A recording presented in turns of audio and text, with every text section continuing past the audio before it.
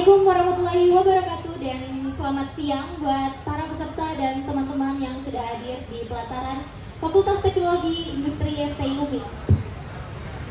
Duh, kayaknya kurang semangat ini saya lihat. Boleh kalau saya bilang salam unity, jawabannya salam unity, salam unity, salam teknik industri.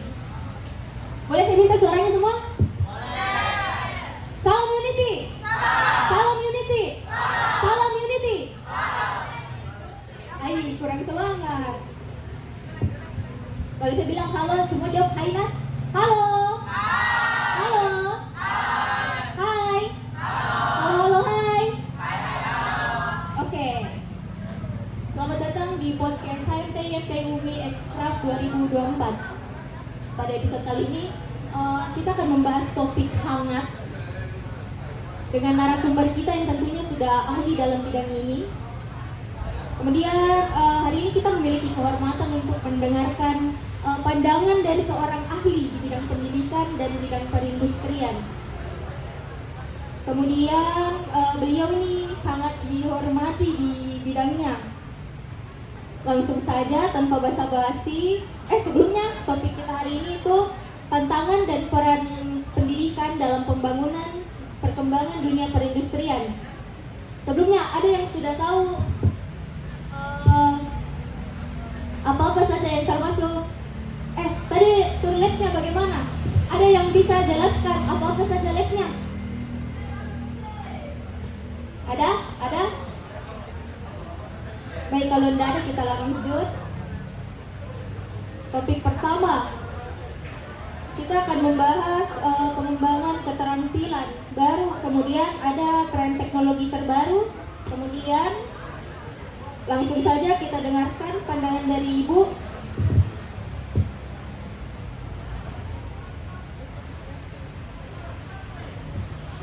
Bismillahirrahmanirrahim. Assalamualaikum warahmatullahi wabarakatuh. Kurang besar suaranya. Assalamualaikum warahmatullahi wabarakatuh.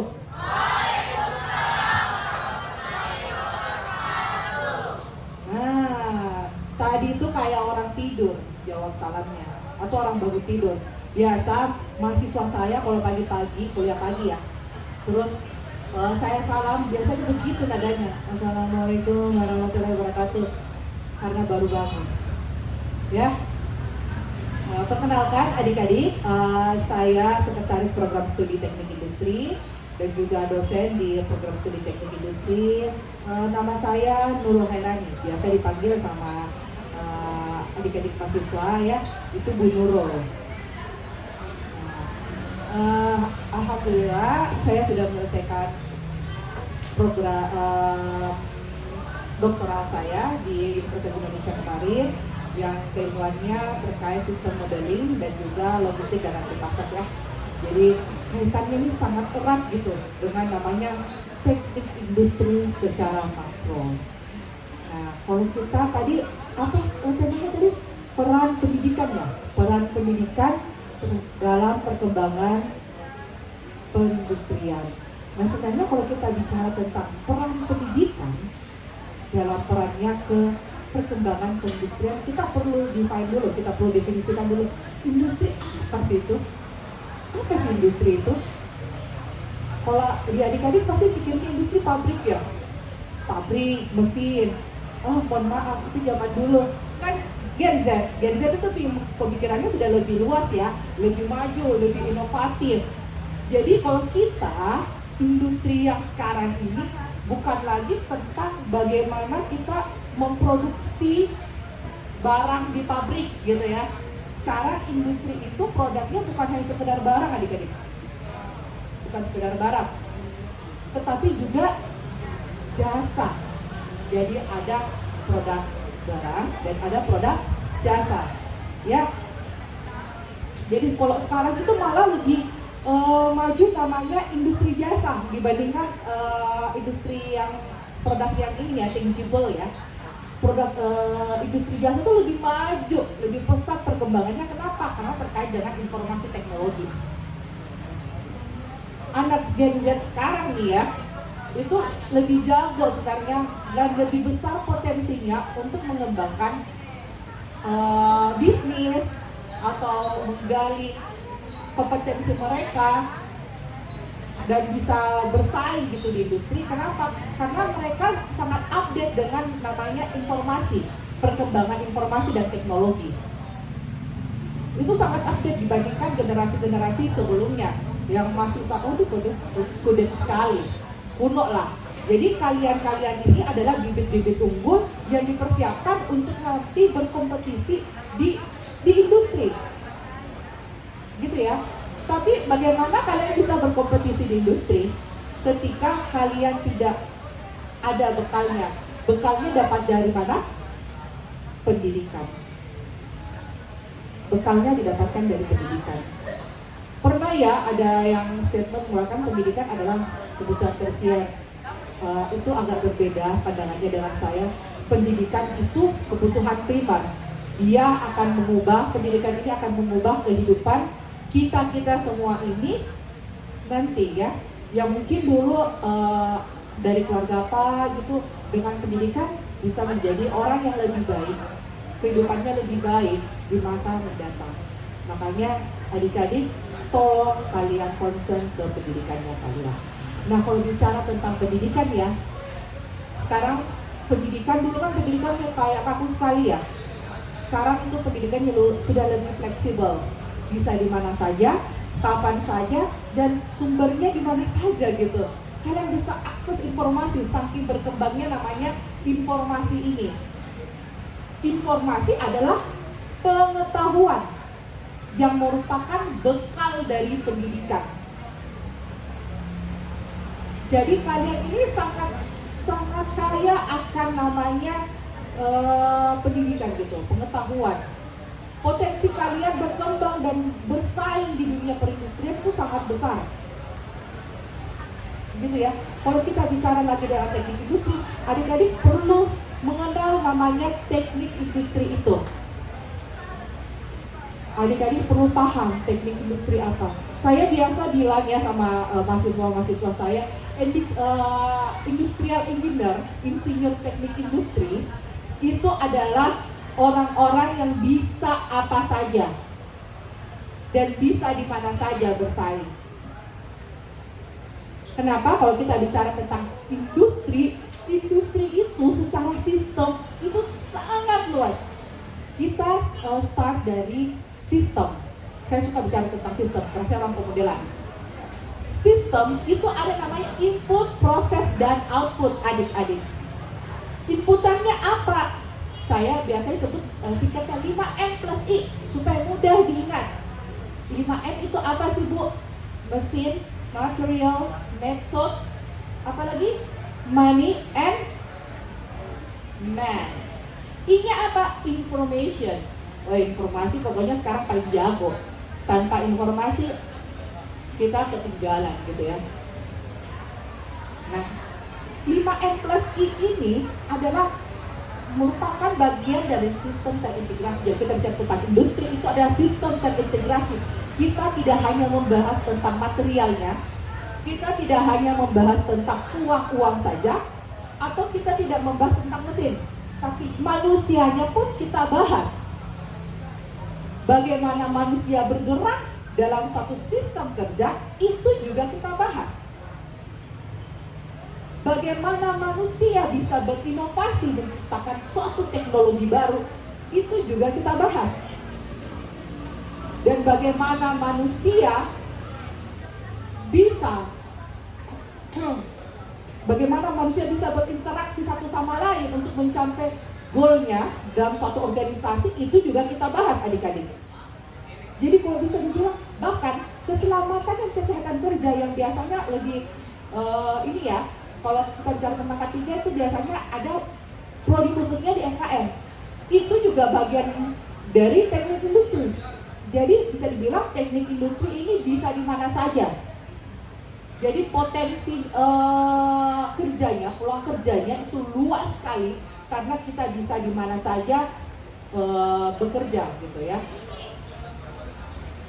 Makanya saya perkenalkan teknik industri merupakan suatu ilmu pengetahuan, suatu kejurusan yang mengacu pada sistem terintegrasi. Karena kita sistem terintegrasi, semua variabel-variabel itu ada di dalam teknik industri. Semua keilmuan ada dalam teknik industri.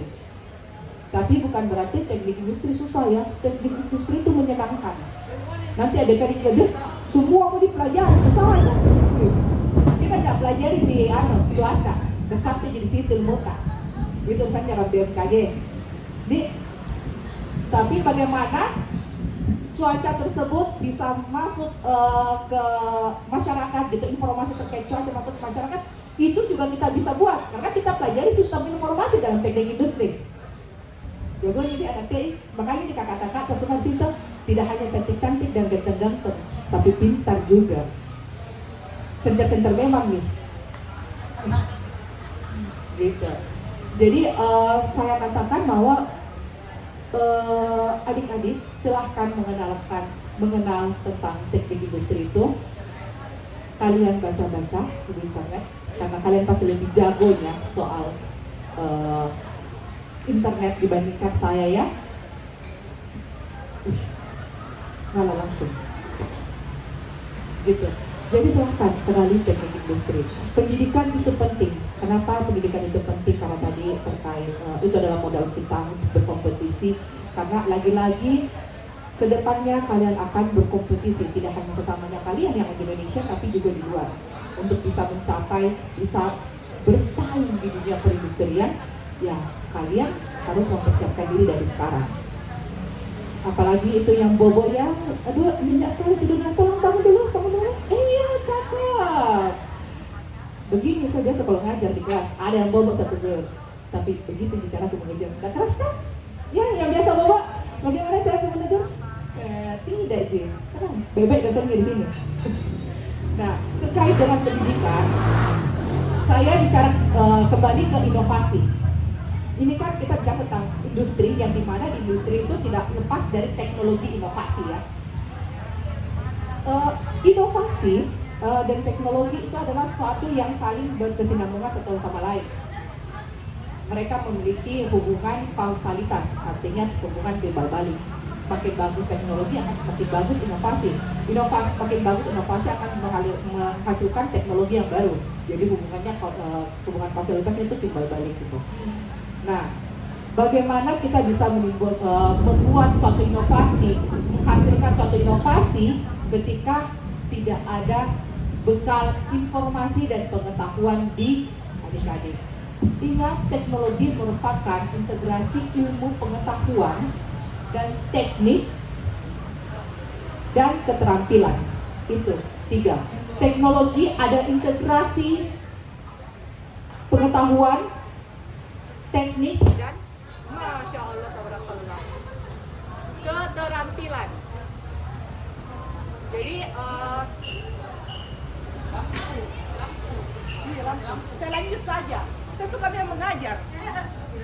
Jadi karena tadi saya katakan teknologi itu bagian dari integrasi dari pengetahuan, keterampilan sama teknik, sehingga itu sangat penting di situ pendidikan untuk kalian bisa melakukan inovasi gitu ya.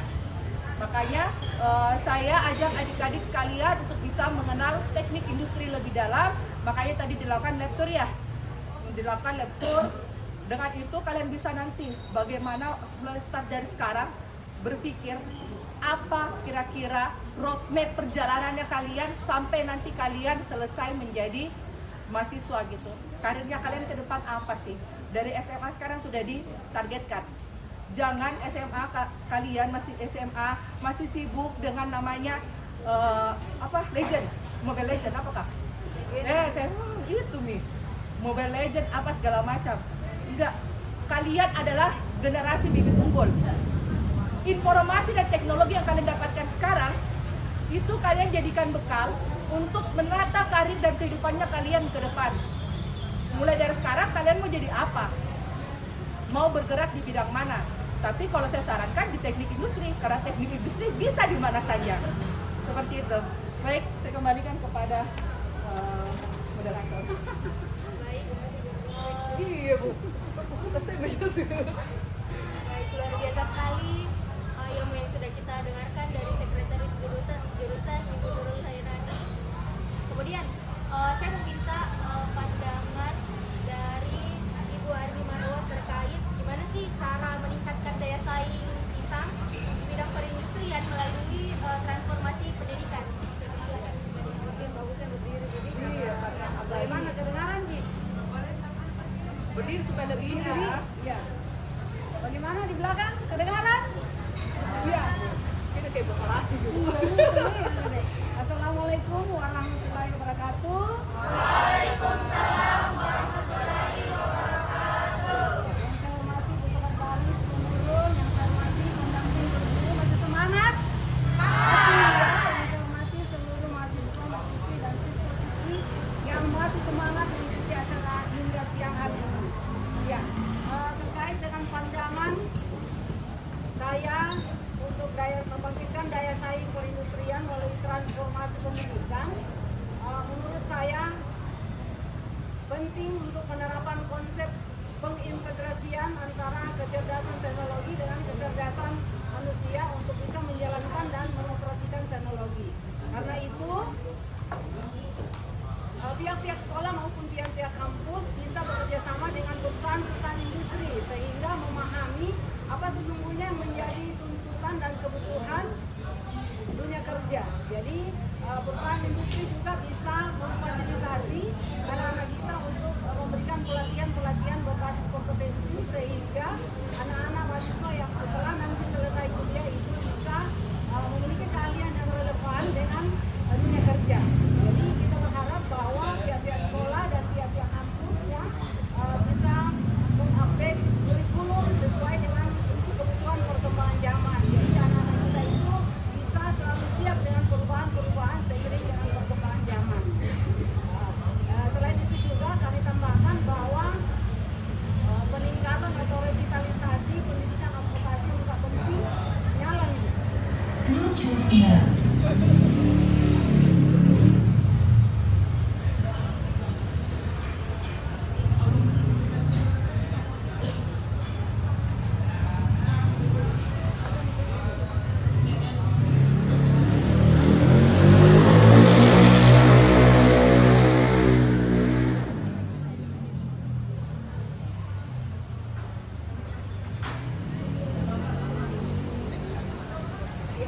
Lanjut ya, saya sambung yang tadi ya, revitalisasi pendidikan advokasi, yaitu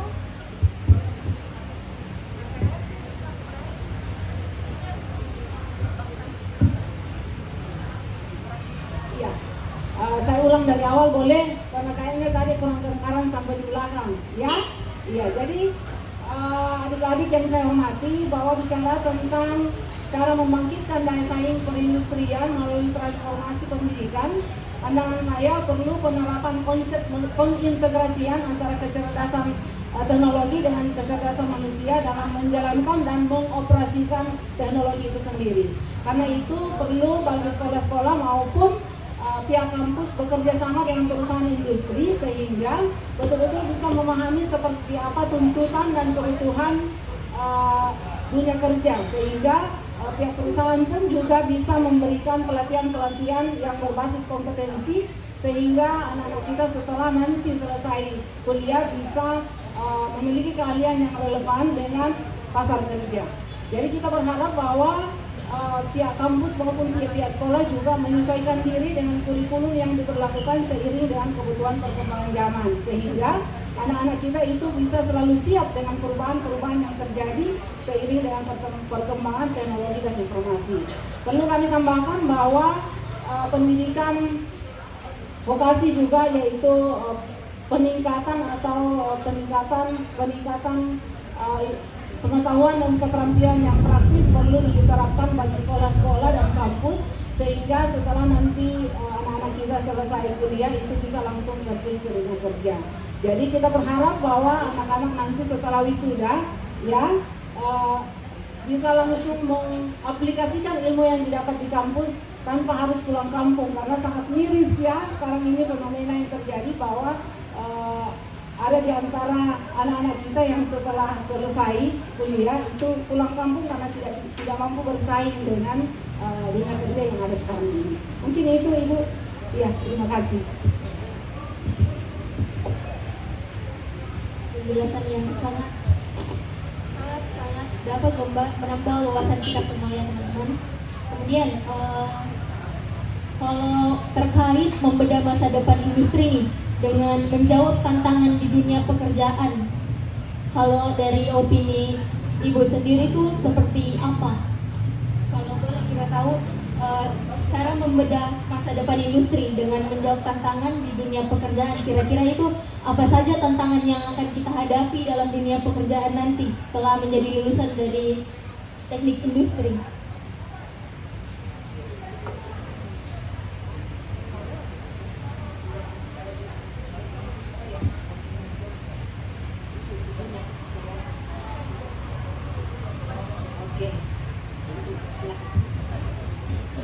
Kalau bicara terkait dengan hambatan ya, apa hambatannya kita untuk kedepannya nanti, karir kedepannya nanti gitu.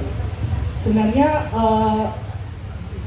kalau secara personal, bukan secara society, kalau secara personal, hambatan ke personnya itu sebenarnya, karena saya bilang kita bicara tentang kompetisi, tadi sudah dibahas ya, saya dan Bu kita kan sudah bahas kompetisi. Yang kalian hadapi adalah kompetisi bukan hanya orang-orang di sini, tapi juga orang-orang yang di luar Sulawesi. Kemudian nanti ketika nanti sudah dibuka akses pintu untuk orang luar juga berkompetisi di Indonesia, itu adalah hambatan sebenarnya. Kalau kita bicara tentang hambatan, ada internal maupun eksternal. Nah, terkait internal adalah apakah adik-adik siap untuk berkompetisi? Apakah bekalnya sudah cukup? Itu yang bisa jawab itu adalah adik-adiknya sendiri. Karena kita bicara tentang personnya.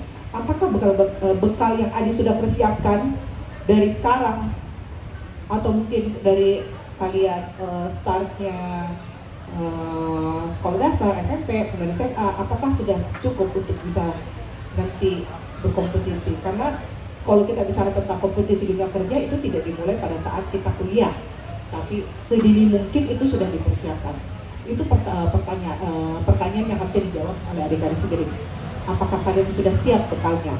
Nah, kalau bicara tentang hambatan eksternal, nah ini terkait dengan regulasi ya.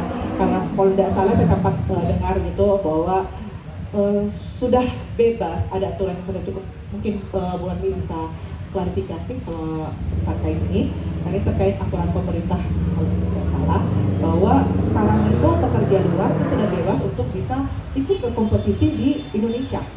Jadi dengan adanya aturan tersebut, otomatis vibes dari arena pertarungan dalam karir ini semakin ketat gitu. Itu hambatannya. Nah, kalau soal apa resource-nya kita bagaimana, sebenarnya resource kita itu sudah cukup ada gitu. Hanya bagaimana kalian mau kaji tidak, kalian mau mempersiapkan diri tidak, kalian mau memanfaatkan resource itu atau tidak. Itu sih sebenarnya. Nah, itu kalau kita bicara tentang person.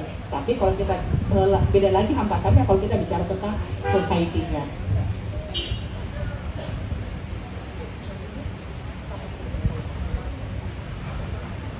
Saya kira itu cukup.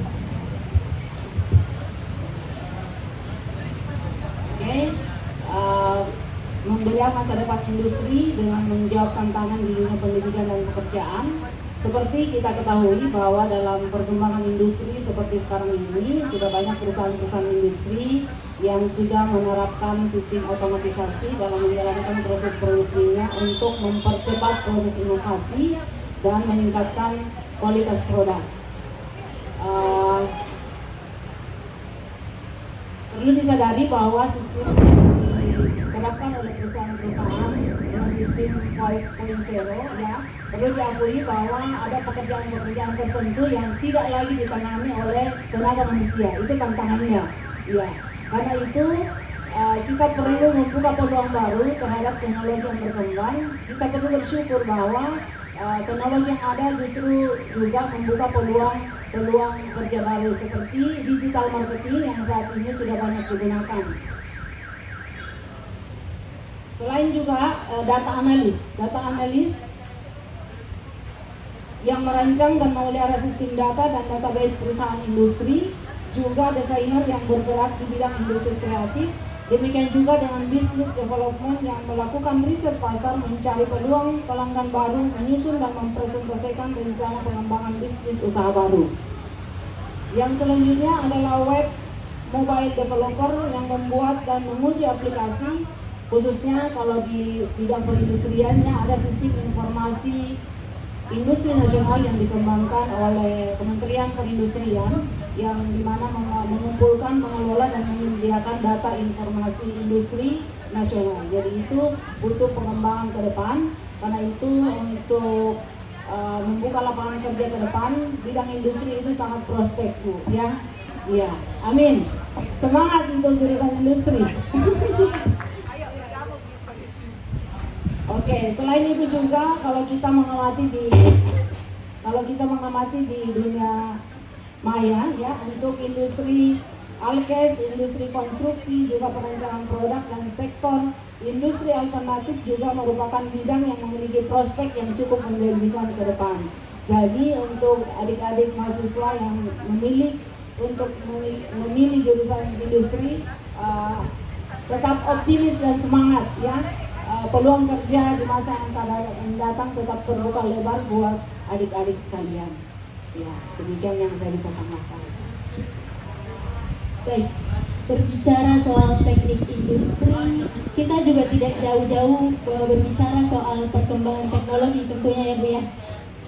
Kemudian saya mau minta nih pendapat Ibu soal dampak positif dan negatif apa sih yang akan kita hadapi dalam kehidupan sehari-hari dan dalam dunia perindustrian.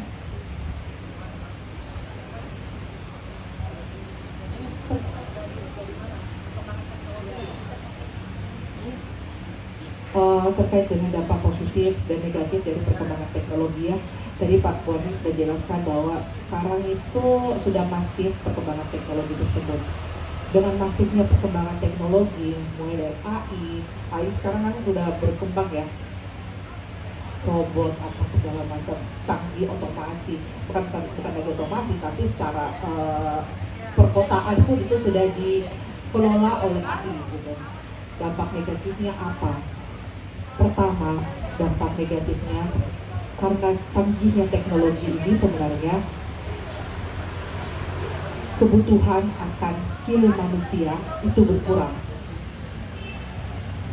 Tadi saya bilang, ya, kalian berkompetisi, terkait kompetisi ya, karena kita akan berkompetisi terus, tidak hanya dengan manusia, tapi ternyata dengan AI pun kita berkompetisi. Dengan teknologi yang dulunya satu pekerjaan diselesaikan misalnya dengan 5 orang, dengan teknologi cukup 1 orang, berarti kebutuhan tenaga kerja semakin berkurang, ya. Itu dampak negatifnya. Kemudian kedua, dampak negatifnya dengan perkembangan teknologi ini saya kaitkan dengan kemampuan society kita dengan adaptasi terhadap perkembangan teknologi tersebut. Ketika kita tidak mampu beradaptasi dengan perkembangan teknologi, maka inovasi yang dihasilkan itu semakin dikalahkan oleh dengan negara-negara lain, seperti itu. Sehingga bisa dikatakan kita perlu hambatannya yaitu adalah kemampuan beradaptasi kita. Nah, terkait dengan dampak negatifnya apa? Kita konsumtif. Kita bisa beradaptasi, tapi kita konsumtif. Kita bukan inovator. Kita bukan produsennya. Kita konsumtif, sehingga ketika kita konsumtif, dampak negatifnya adalah kemampuan secara, kita bawa ke arah pendidikan, kemampuan analitik kaum manusia itu berkurang. Itu, ya, itu dampak negatifnya. Kemudian kalau dampak positifnya apa terkait perkembangan teknologi? Dampak positifnya ya segala hal proses itu lebih mudah. Yang bisa dikerjakan 1 hari cuman 1 jam gitu. Terkait dengan informasi yang dulunya itu perlu take time untuk bisa menyampaikan dari informasi dari satu titik ke titik yang lain. Dengan adanya teknologi informasi yang real time, itu dalam 1 detik itu sudah sampai informasinya. Itu dampak positifnya, sehingga segala proses dalam dunia perindustrian itu, bahkan di industri jasa maupun produk, kemudian industri pendidikan, industri rumah sakit, segala macam society itu sangat bagus, mempermudah. Tapi karena mempermudahnya ada lagi dampak berikutnya ya. Akhirnya kita menjadi lebih malas dan ada di tinggal tingginya kita jadi downgrade seperti itu. Baik, mungkin silakan tambahkan Bu. Saya tambahkan sedikit untuk dampak negatif dan positif dari teknologi. Kalau ditimbang-timbang ya bukannya lebih banyak dampak positifnya. Jadi ketika kita bisa memanfaatkan teknologi dengan baik dan benar. Dampak positifnya yang pertama yaitu mempermudah pengajaran dan pembelajaran. Diakui oleh guru-guru dan siswa itu dengan mudah kita memperoleh informasi melalui teknologi yang ada. Selain itu juga mempermudah bagi anak-anak siswa untuk mempertajam keterampilannya di era globalisasi ini dengan keterampilan teknologi. Dan masih banyak lagi manfaat lainnya dari teknologi ketika kita bisa manfaatkan dengan efektif dan efisien untuk teknologi yang ada saat sekarang ini. Dampak negatifnya adalah kalau kita lihat sekarang ini Bu ya, dengan adanya teknologi kayaknya siswa-siswa ini jadi malas belajar, bahkan malas baca buku. Iya. Dampak negatifnya adalah kita bisa merasakan atmosfernya seperti sekarang ini, bahwa kita kayaknya terkesan selalu mendapatkan sesuatu dengan cara yang instan tanpa mau bersabar untuk berproses. Itu kayaknya dampak negatifnya. Jadi dulu orang tua kita itu pada saat mengerjakan soal-soal matematika itu dikerjakan dengan telaten dan mulai dari proses awal sampai ini selesai mendapatkan nilai yang diinginkan. Tapi sekarang dengan mudah kita mencari rumus-rumus, sekarang menghitung dan lain seterusnya. ChatGPT Bu. Ya, ya itu salah satu dampak negatifnya. Dan ini juga untuk dampak negatif yang lain kayaknya mempengaruhi daya ingat kayaknya ya. Iya, karena kita tidak terbiasa untuk dengan sabar berproses melakukan segala sesuatunya dengan rentang waktu proses yang terjadi dalam pencarian informasi. Ya, dampak negatifnya ketika kita tidak bisa memanfaatkan teknologi dengan baik yaitu pergaulan bebas. Karena itu untuk adik-adik siswa-siswi, mahasiswa yang hadir pada saat ini, izinkan kami selaku orang tua pada kesempatan yang berbahagia ini, kesempatan yang baik ini, untuk bagaimana kita memanfaatkan teknologi dengan benar, ya, karena teknologi itu seperti pedang bermata dua. Sangat berbahaya ketika kita tidak tahu memanfaatkan dan bahkan bisa menghancurkan masa depan. Tetapi sangat bisa membuka peluang keberhasilan dan kesuksesan ketika kita bisa memanfaatkan teknologi dengan benar. Karena itu perlu pengendalian diri, ya. Ya. Perkembangan informasi dan teknologi juga perlu dibarengi dengan pembinaan mental spiritual bagi anak-anak muda kita, siswa dan siswi, mahasiswa dan mahasiswi, termasuk juga bapak-bapak dan ibu-ibu. Iya, seperti itu. Baik.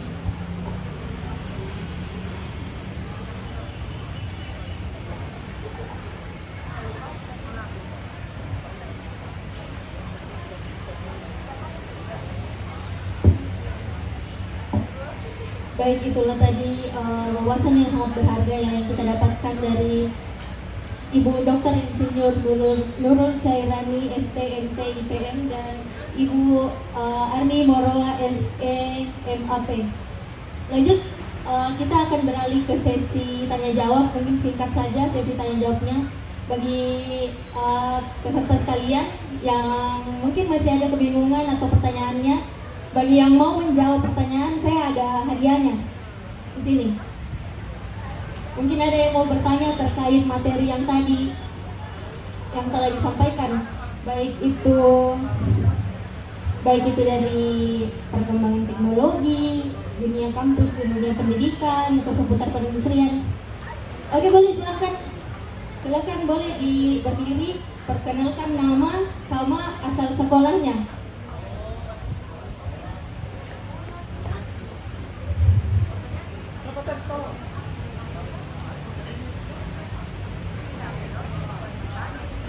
Assalamualaikum warahmatullahi wabarakatuh.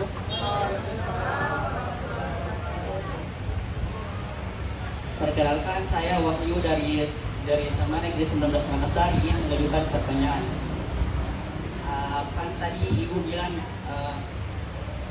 teknologi sekarang semakin canggih. Nah, bagaimana itu kalau bagaimana itu kalau ketergantungan apa-apa di apa yang harus dilakukan agar tidak terlalu bergantung kepada teknologi? Terima kasih.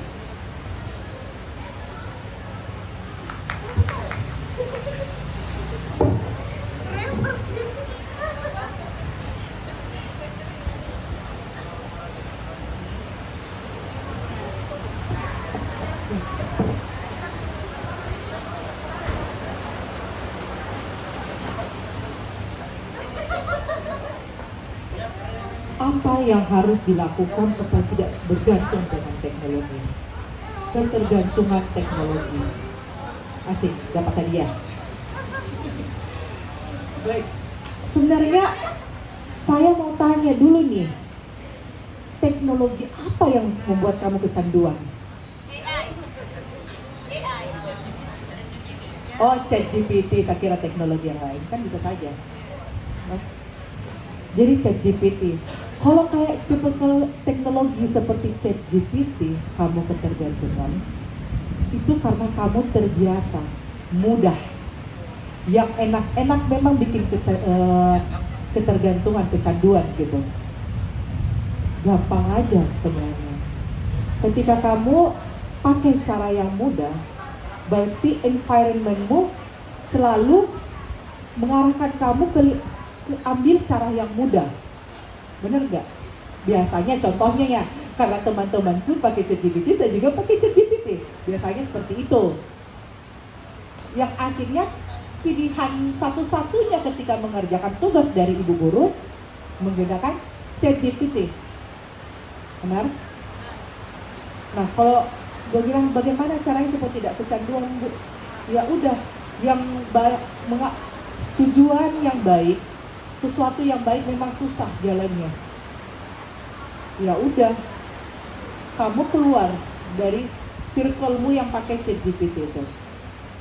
Sama biasa mahasiswaku Mobile Legend terus dikira gitu HP. Ya udah, keluar dari teman-temanmu yang main game itu. Susah emang. Dan memang perlu ada kontrol. Kontrolnya dari apa? Pertama dari orang tua. Kemudian kedua dari gurunya. Dari sekolahnya gitu. Sebenarnya kan ada ya tools yang bisa mengidentifikasi namanya narasi yang dibuat oleh ChatGPT. Itu ada. Kalau kita pakai misalnya Turnitin Premium atau Grammarly Premium, itu bisa diidentifikasi yang ini anak pakai ChatGPT. Sehingga memang apalagi di usia muda tuh susah ya. Kita saja yang usia-usia yang matang itu susah sekali untuk bisa melakukan hal yang baik. Apalagi usia muda yang berapi-api. Berapi-apinya biasa ke arah yang lebih enak-enak gitu. Ya, contohnya kayak tadi, karena mengambil jalan yang mudah, jadi jalan yang perlu perjuangan itu ditinggalkan. Dan itu memang fenomena sekarang sih sebenarnya. Itu fenomena yang sekarang, bukan hanya untuk kalangan muda, kalangan yang senior-senior pun itu menjadi tren gitu. Kenapa? Karena yang saya katakan tadi bahwa memang dampak negatif dari teknologi itu yang membuat kita selalu mengambil jalan yang pintas. Jalan pintas itu karena sudah environment kita sudah seperti itu, society kita sudah mengarah ke teknologi tersebut. Caranya satu-satu ya kita yang menyadarkan diri bahwa hal yang manis itu tidak didapatkan dari jalan yang mudah. Hal yang bagus itu tidak didapatkan dari jalan yang mudah.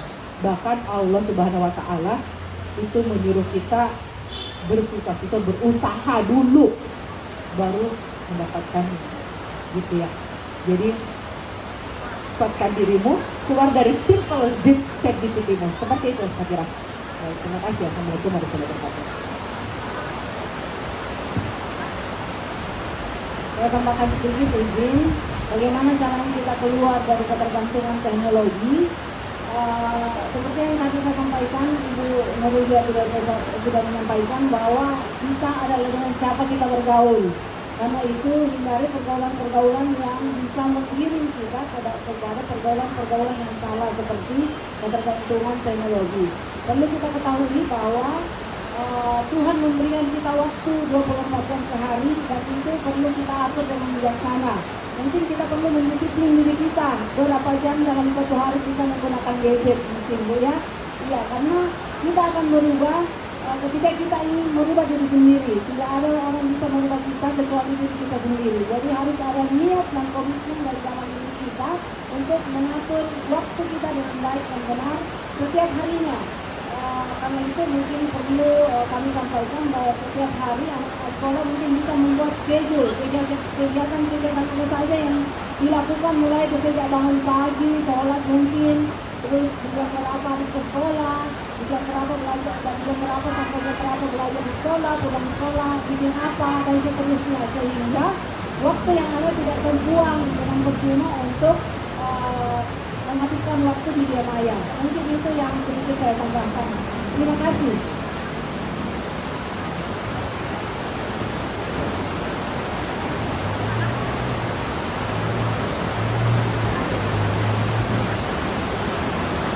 Cek. Baik, mungkin itu saja, sampai di sini saja episode kita kali ini karena terkendala cuaca. Saya ucapkan terima kasih atas waktu dan kesediaannya kepada Ibu Dr. Insinyur Nurul Chairani STM TIPM dan kepada Ibu Arni Marwa SNMFP. Kepada Ibu saya ucapkan terima kasih atas waktunya dan kesediaannya. Mohon maaf jika banyak kesalahan itu dari saya Zana pamit undur diri. Sampai jumpa di episode selanjutnya. Jayalah himpunanku, jayalah MTI, jayalah 091. Wassalamualaikum warahmatullahi wabarakatuh.